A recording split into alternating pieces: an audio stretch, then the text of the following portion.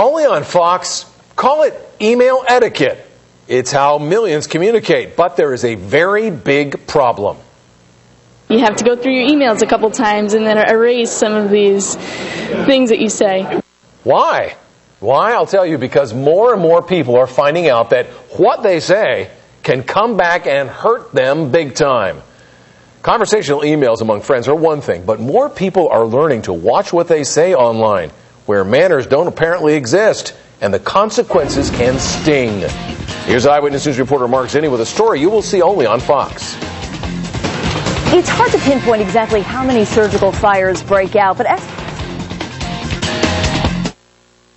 to the experts who say email etiquette is a problem that no one should LOL at. Hundreds of millions of messages delivered online through email. You have to in this kind of world. Especially on those social networking sites. Every day you pop on to Facebook and MySpace. Now it's on those sites where the number of users just keeps growing, channeling a language all their own. Here's what we're talking about. Now you likely know LOL means laughing out loud, which is an easy one. Or BTW means by the way. But what about ROTFL? Well, you guessed right if you said rolling on the floor laughing. And you're also likely in your teens or 20s. That's because they're the biggest offenders of an online lingo that's not always okay. I try to refrain from it because it spills onto your work. You're email teachers or you're doing a Word document for your class. Rhode Island College sophomore Tom Rodriguez takes the first step and admits it's a problem.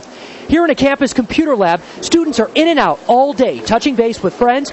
But when it comes time to be professional, well, that's the tricky part. I find myself almost wanting to say things and then having to go back through and saying, oh, wait a minute, these people need to see me as an adult. The problem is pretty clear to those who know, but for the rest, it can actually cost them a career.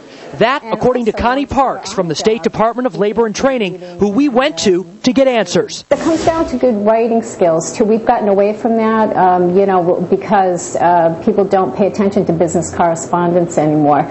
But it really does still come into play. You are being judged.